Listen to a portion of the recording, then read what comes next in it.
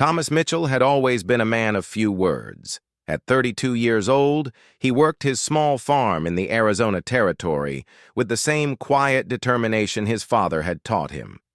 The year was 1887, and the land around his homestead stretched endlessly under the burning sun, dotted with mesquite trees and bordered by Red Canyon walls that seemed to touch the sky.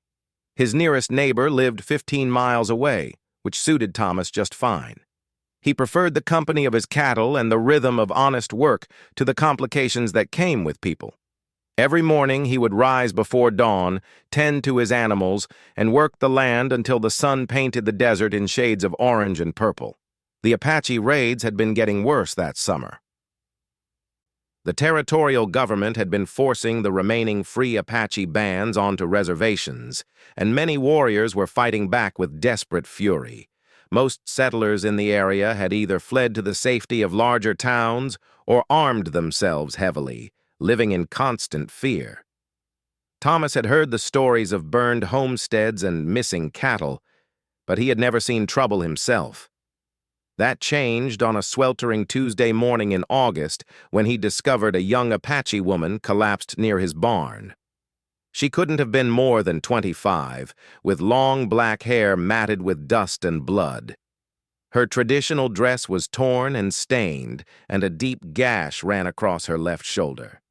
She was unconscious when Thomas found her, her breathing shallow and labored. For a moment he stood frozen, his heart pounding in his chest.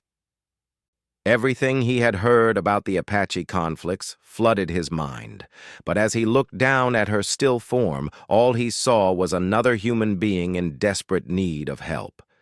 Thomas carefully lifted the woman and carried her into his barn, laying her on a bed of fresh hay in one of the empty stalls. He had some experience with treating injured animals, and he applied those same skills to cleaning and bandaging her wound. The cut was deep, but not life-threatening, though she had clearly lost a significant amount of blood. For 3 days, the woman drifted in and out of consciousness. Thomas brought her water, soup, and clean bandages, never speaking much but always gentle in his care. He continued his daily routine, but found himself checking on her more frequently than he cared to admit. On the 4th morning, he entered the barn to find her sitting up, alert and watching him with dark, intelligent eyes.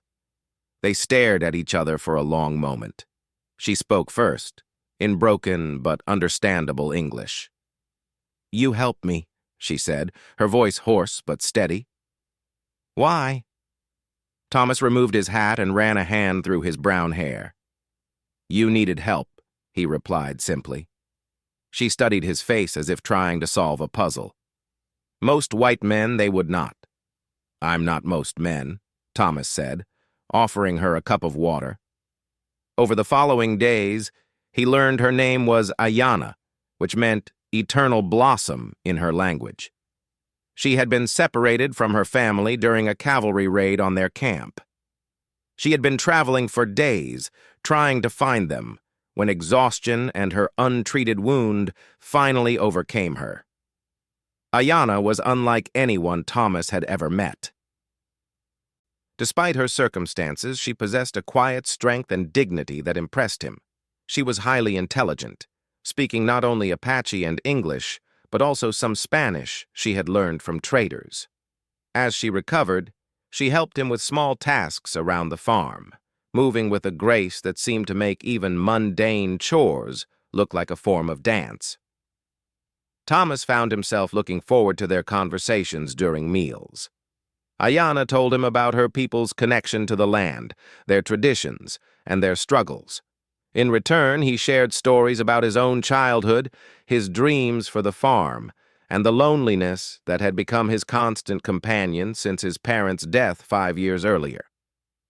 "Your farm is good," Ayana observed one evening as they sat watching the sunset from the porch. "The land is happy here."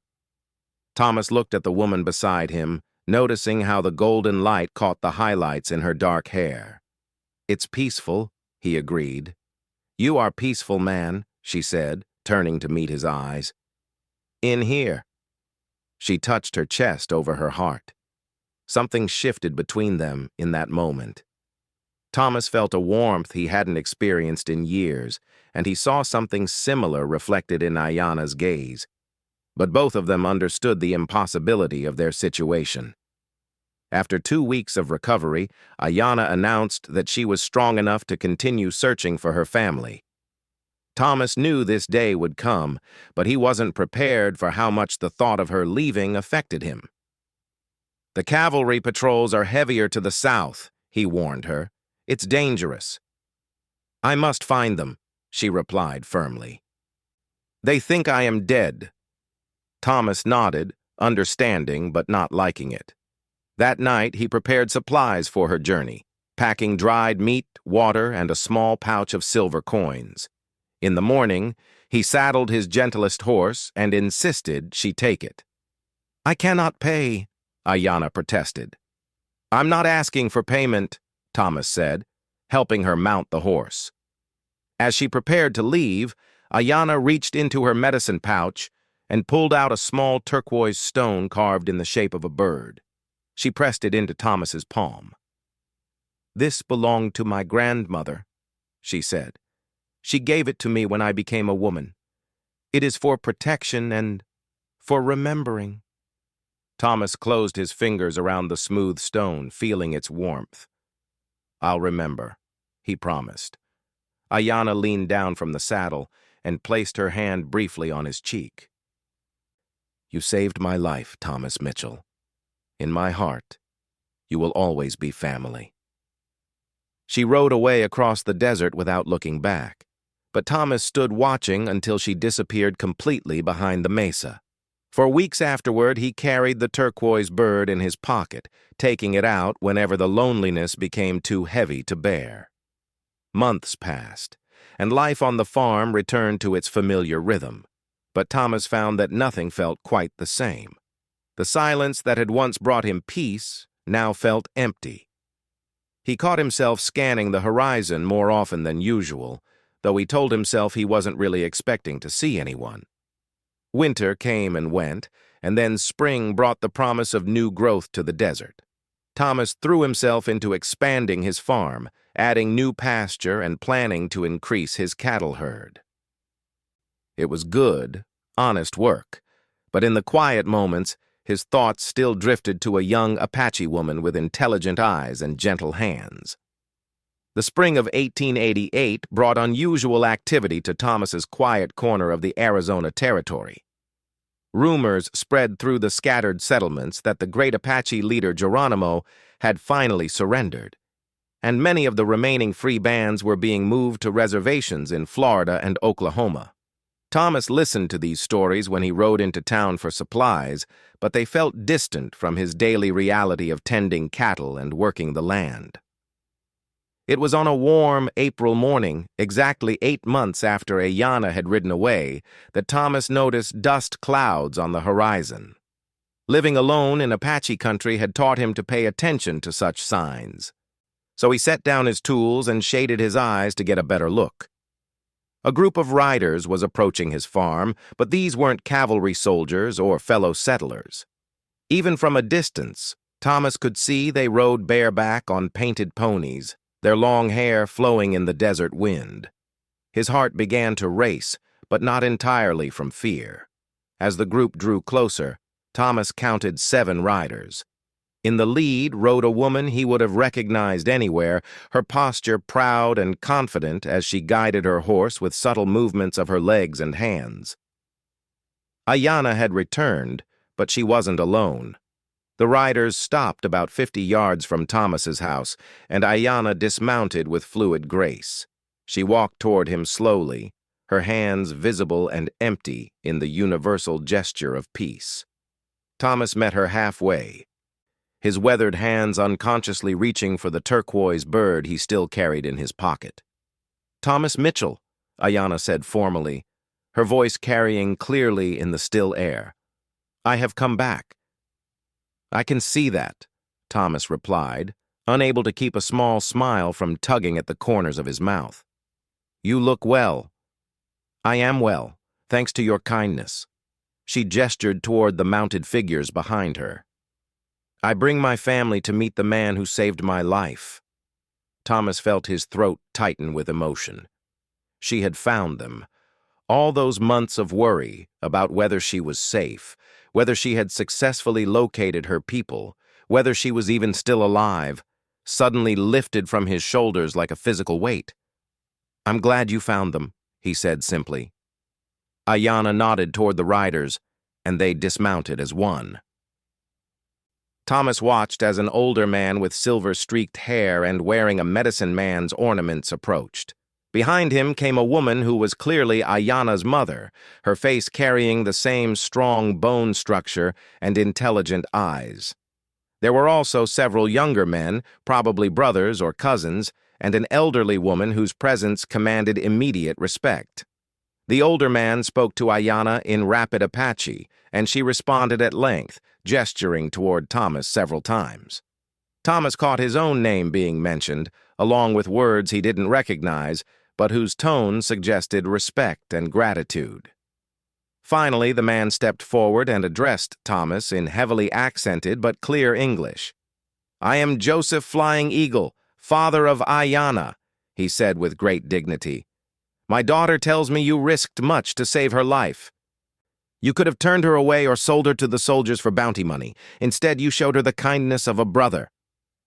Thomas felt heat rise in his cheeks. "Any decent person would have done the same." Joseph's weathered face creased into what might have been a smile. "My experience with your people suggests otherwise, but Ayanna spoke truly of your character." The family set up a temporary camp near Thomas's barn, and for 3 days they shared his land with a natural ease that surprised him. Thomas had always assumed that Apache people would be uncomfortable around settlements and buildings. But Ayanna's family treated his farm as if it were simply another part of the great outdoor world they called home. During those 3 days, Thomas learned more about Apache culture than he had ever imagined possible. Joseph Flying Eagle was indeed a medicine man, responsible for maintaining the spiritual health of his band. Ayanna's mother, Morning Star, was skilled in healing and plant medicine. The younger men were warriors and hunters, while the elderly woman, whose name was Silver Moon, was a keeper of stories and tribal history. Thomas shared his meals with them and listened to their tales around the evening fire.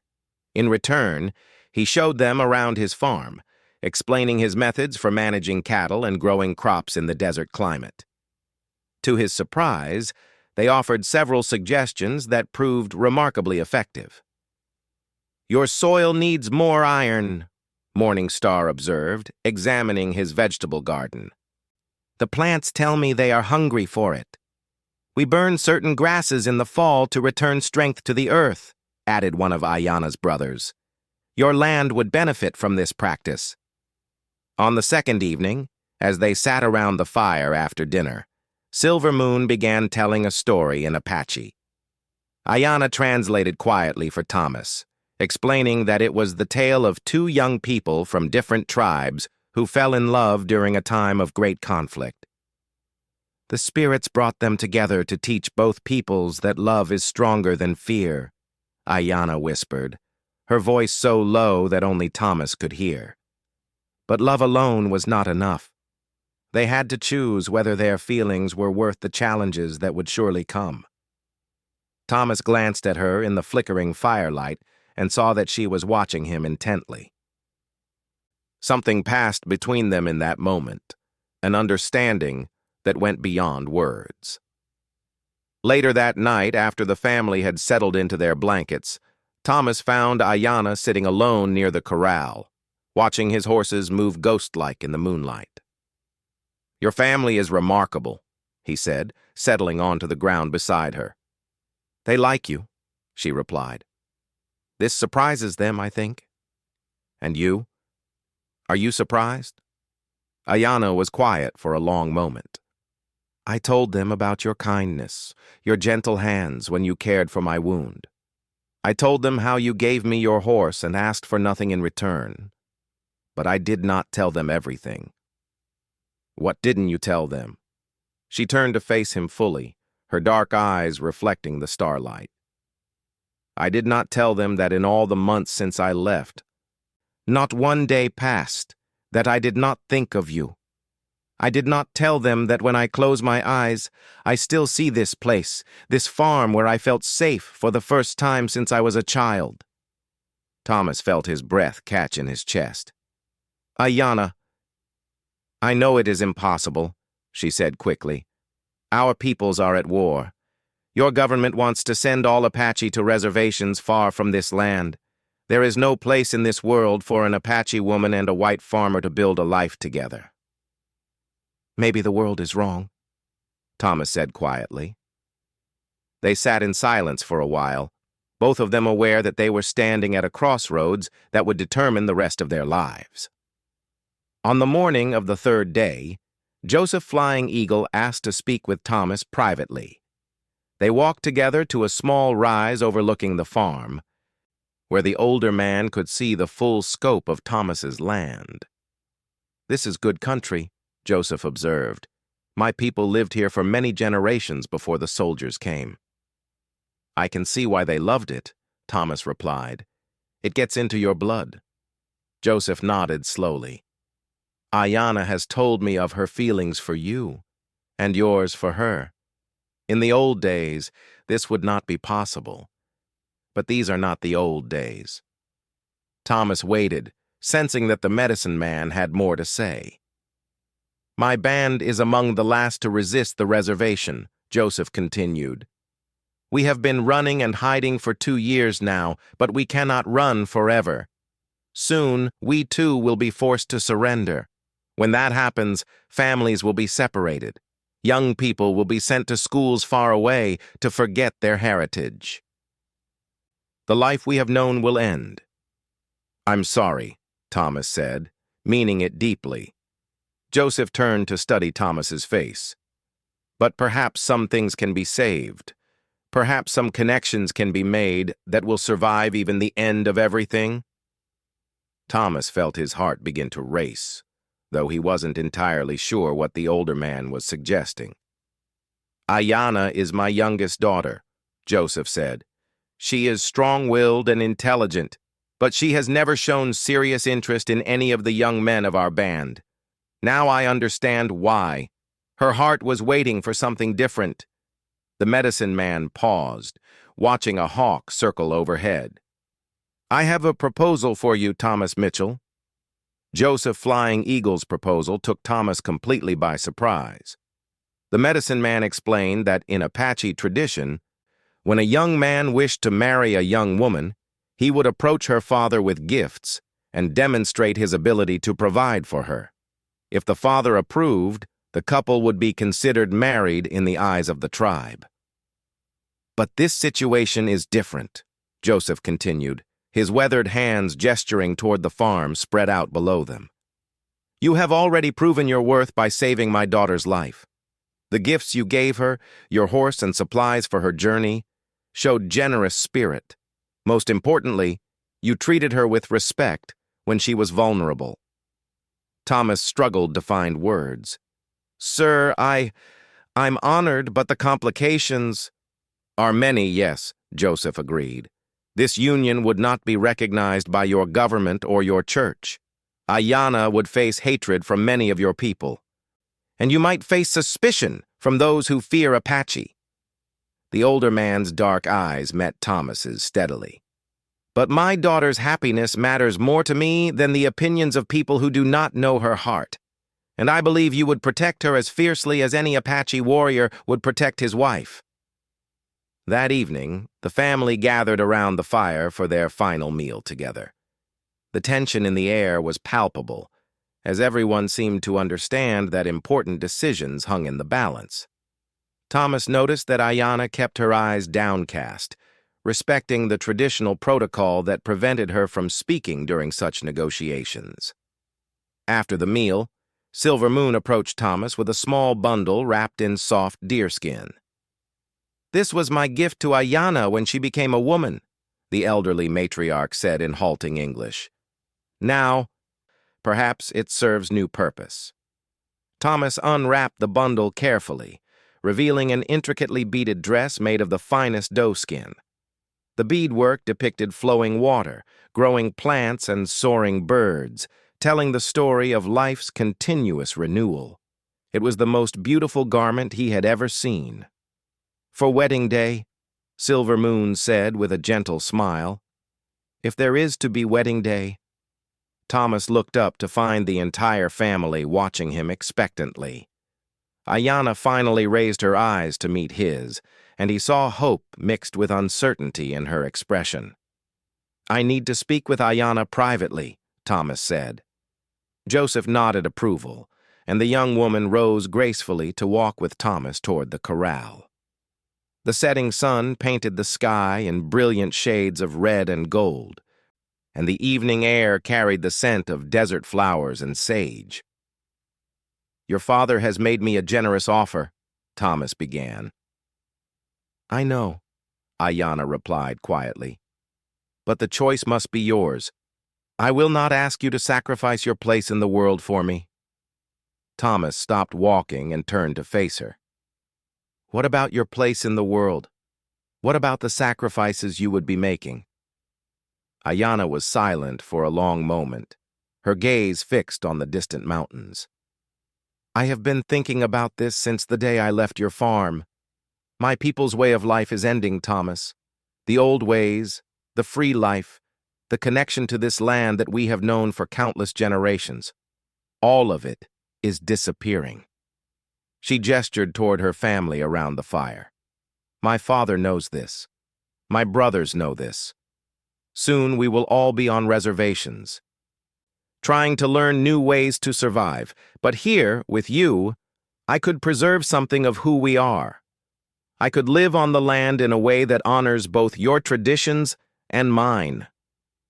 Thomas felt something loosen in his chest, a knot of doubt he hadn't even realized he'd been carrying. "Are you saying yes?" "I am saying that when I was recovering in your barn, I felt more at peace than I had in years. I am saying that your kindness taught me what love could look like between a man and a woman. I am saying that if you will have me, I would be honored to be your wife." Thomas reached into his pocket and pulled out the turquoise bird she had given him months before. The small carving felt warm in his palm, as it always did. "I've carried this every day since you left," he admitted. "It reminded me that someone had trusted me enough to share something precious with me. I never imagined I might have the chance to be worthy of that trust for a lifetime."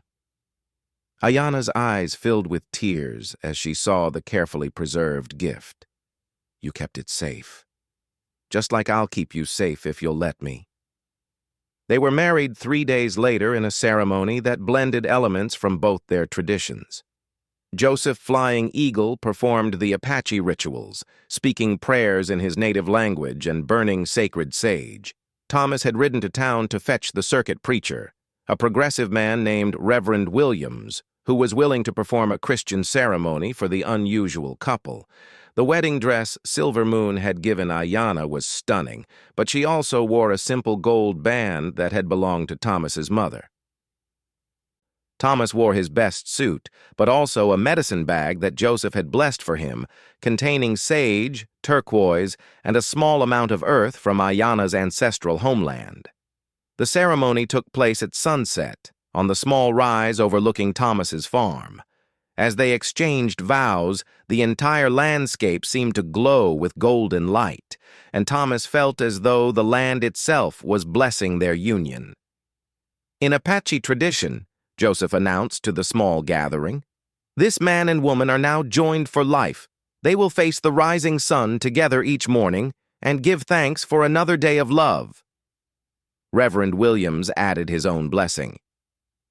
"May God watch over this union and grant you both the strength to build a life of mutual respect and enduring affection."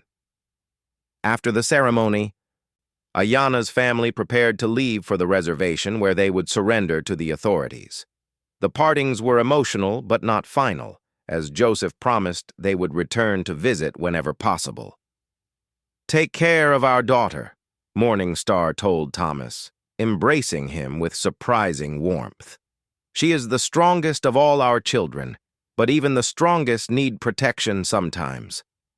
"I'll guard her with my life," Thomas promised. Silver Moon pressed a small pouch of seeds into Ayana's hands. "Plant these in your new garden," she said, "so you will always have food that tastes like home."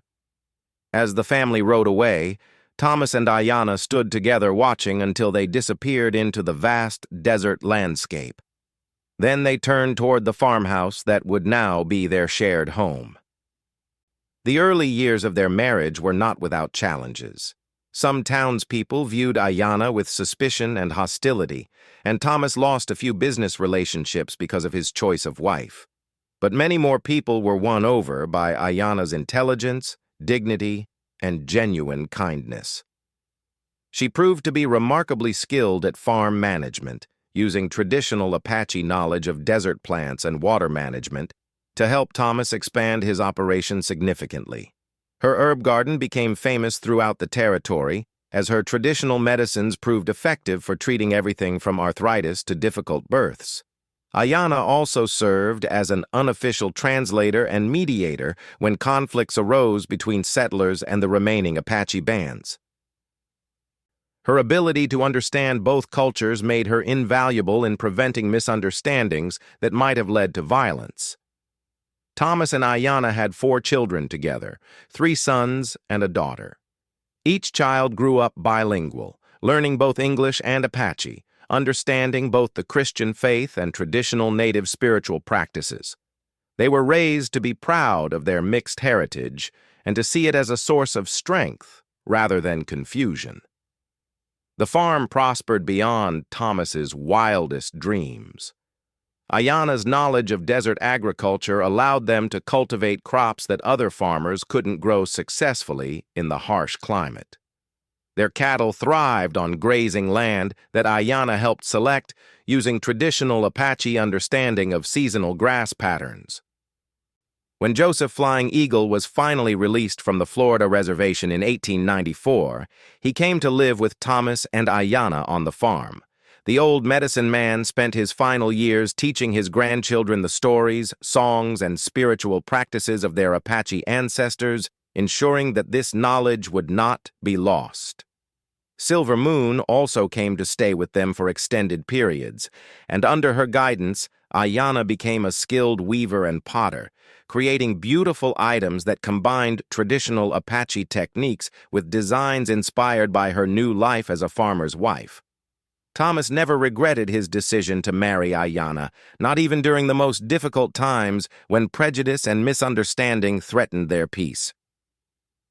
She brought a richness to his life that went far beyond anything he had imagined possible during his lonely bachelor years. Their love story became something of a legend in the Arizona territory, proving that understanding and respect could bridge even the deepest cultural divides. When old-timers told the tale in later years, they would always emphasize that it began with a simple act of human kindness, a quiet farmer's decision to help a stranger in need. Thomas and Ayana lived together on their farm for 43 years, until Thomas passed away peacefully in 1931 at the age of 76. Ayana survived him by 8 years, continuing to manage the farm with the help of their children and grandchildren. She was buried beside Thomas on the small rise where they had been married, overlooking the land that had brought them together and sustained their remarkable love story. The farm remained in the family for generations, a testament to the power of 2 very different people who chose love over fear, understanding over prejudice, and hope over the apparent impossibilities of their time.